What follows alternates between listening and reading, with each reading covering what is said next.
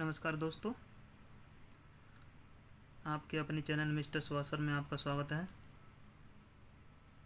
तो आज हम बात करेंगे एक्सरसाइज 3.2 हाफ व्यू के क्वेश्चन नंबर 13। इसमें दिया हुआ है यदि एफ एक्स इक्वल टू ये हाफ व्यू दिया है तो सिद्ध कीजिए कि f x into f y equal to f x plus y. तो यहाँ पर हमें एफ एक्स की वैल्यू तो दी है, हमें एफ वाई और निकालना है।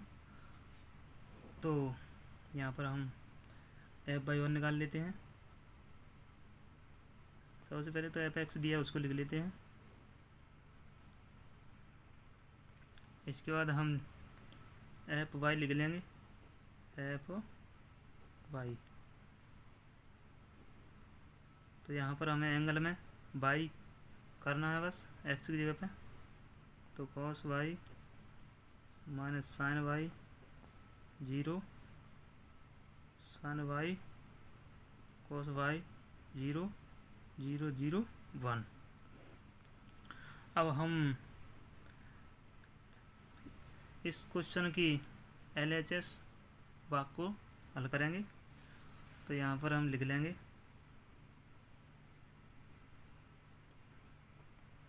F x into f y. यहाँ पर वैल्यू लिख लेंगे, एफ एक्स की वैल्यू लिखेंगे सबसे पहले cos x minus sine x 0, sign x cos x 0, 0, 0, 1 और मल्टीप्लाई का चिन्ह लगाएंगे और यहाँ पर लिख देंगे एफ वाई का वैल्यू। अब हम इनका मल्टीप्लाई कर लेंगे। तो मल्टीप्लाई करने का रूल है पंक्ति और स्तंभ का मल्टीप्लाई करते हैं। जैसे कि यहाँ पर हम सबसे पहले ये ब्रैकेट बना लेते हैं हाफ व्यू का कॉस में करेंगे, यानी cos x into cos y, cos x cos y हो जाएगा और प्लस का चिन्ह लगा के sine x into sine y. लेकिन यहाँ पर माइनस है तो यहाँ माइनस हो जाएगा, minus sine x into sine y और 0 का 0 में करेंगे तो हमारा 0 हो जाएगा। इसके बाद हम मल्टीप्लाई करेंगे पुनः इसका, तो ये हो जाएगा हमारा cos x into sine y दूसरे स्तंभ में। तो cos x into sine y, ये माइनस है तो यहाँ पर माइनस लगा देंगे और प्लस यहाँ पर sine x into cos y, यह माइनस है तो ये माइनस हो जाएगा, sine x into cos y और 0 का 0 में करें तो 0 हो जाएगा। और यहाँ पर यानी कॉस का 0 में करें तो 0 हो जाएगा। यहाँ पर थोड़ा और बढ़ा लेते क्योंकि जगह कम है। 0 साइन का 0 में करें तो 0 और 0 का 1 में करें तो ये भी 0, ये हमारा 0 हो जाएगा। अब मल्टीप्लाई करेंगे हम दूसरी वाली पंक्ति का इन तीनों स्तंभों में बारी बारी से। तो ये हमारा हो जाएगा sine x cos y, sine x cos y और इसके बाद cos x sine y, plus का चिन्ह आ जाएगा कॉस एक्स साइन वाई, फिर 0 का करें तो हमारा 0 रह जाएगा। इसके बाद हमारा पुनः दूसरी वाली स्तंभ में हो जाएगा। तो ये हमारा हो जाएगा minus sine x sine y और plus cos x cos y, cos x cos y plus 0 और इसके बाद पुनः तीसरे वाले में करें तो ये हमारा 0 हो जाएगा, सबका 0, 0 हो जाएगा क्योंकि कॉस साइन 0 कॉस का भी 0 और 0 का भी 1 में करें तो 0 हो जाएगा। और अब नंबर है हमारा तीसरी वाली पंक्ति का, तो ये हमारा 0 और ये भी 0 हो जाएगा और ये हमारा बचेगा 1। अब हम इनको ऐड कर लेंगे अगर ऐड हो रहा है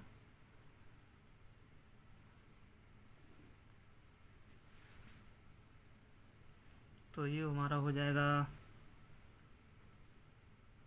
cos x cos y minus sin x sin y। ये हमारा फॉर्मूला बन रहा है cos x प्लस वाई का। 0 हट जाएगा, 0 से कोई फ़र्क नहीं पड़ रहा है।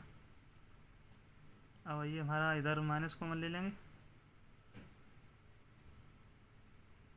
माइनस कॉमन लेने पर हमारा बन जाएगा sin y cos x plus sin x cos y। और यहाँ पर 0 है, ये हमारा हो जाएगा sin x प्लस वाई का फॉर्मूला। और यहाँ पर हमारा फॉर्मूला बन जाएगा sin v plus cos a cos v, लेकिन यहाँ पर माइनस है तो cos a cos v plus cos a cos v minus sin v, तो cos x प्लस वाई का हो जाएगा ये वाला। और ये वाला सेम है और यहाँ पर 0 है तो ये यहाँ पर 0 हो जाएगा। अब हमारा ये 0 बचा तो ये भी 0 और यहाँ पर 1 है।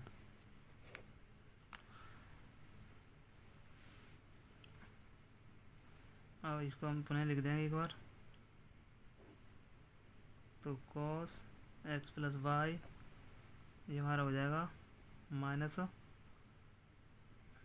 sin a cos v plus cos a sin v, तो ये हमारा बन जाएगा sin x प्लस वाई का। ये 0 है हमारा और ये sin x प्लस वाई और cos x प्लस वाई, यहाँ पर 0 0 0 1। ये हमारा हो गया LHS।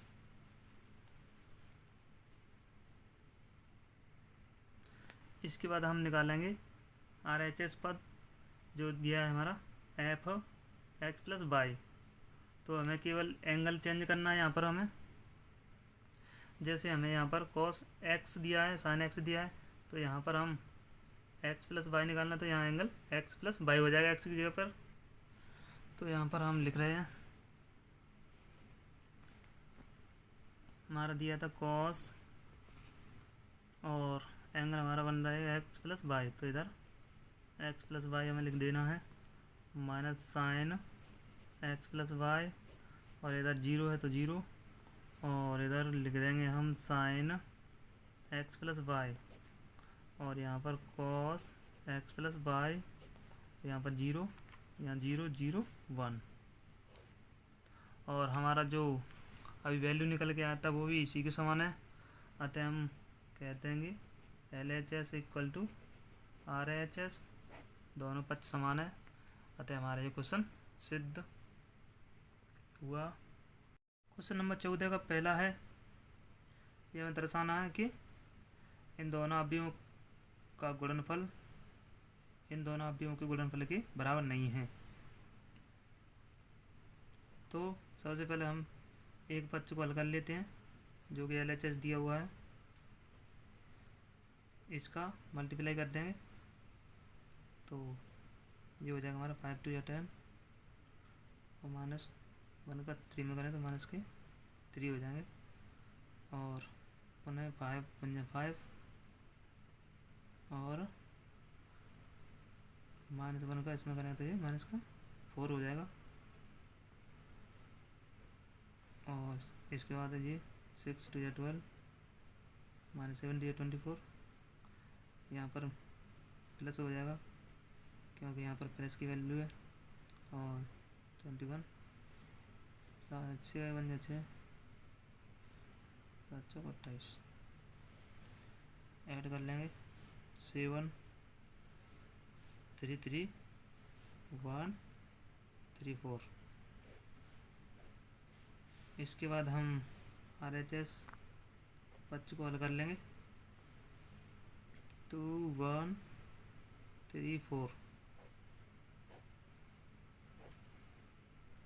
5 -1 6 और 7 मल्टीप्लाई कर लेंगे तो 2 5 10 और प्लस 6, 2 1 2 माइनस का 2 और ये प्लस का 7, 3 5 15 और 4 4 24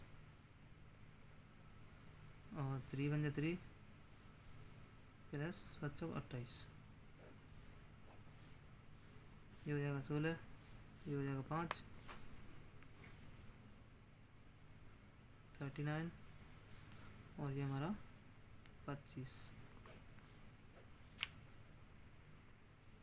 ये हमारा RHS का वैल्यू है। अब हम यहाँ से देख सकते हैं कि LHS का हमारा मान कितना है और RHS का कितना। तो यहाँ पर दोनों पक्ष की जो वैल्यू है वो एक दूसरे से बिल्कुल डिफरेंस है। अतः हम यहाँ पर कह सकते हैं कि LHS is not equal to RHS। अतः हमारा ये दोनों के मल्टीप्लाई करने पर बराबर नहीं आएगा। इसके बाद दूसरा क्वेश्चन ये दिया है, इसको भी दिखाना है कि ये दोनों बराबर नहीं हैं। तो इसका सबसे पहले LHS पच हल करेंगे हम, तो मल्टीप्लाई कर लेंगे इन दोनों अवयवों का आपस में। तो ये हमारा हो जाएगा 1 × 1, तो ये हमारा -1 हो जाएगा, प्लस 0 हो जाएगा और ये +6 हो जाएगा। दोस्तों एक बात और बताना चाहूँगा, जब मैं बोलता हूँ तो इंग्लिश शब्द भी निकलते हैं और हिंदी भी, इसलिए अगर कोई गलती से शब्द निकल जाए तो उसके लिए माफ़ी चाहूँगा। तो चलिए दोस्तों, अब पुनः हम अपने टॉपिक पर चलते हैं।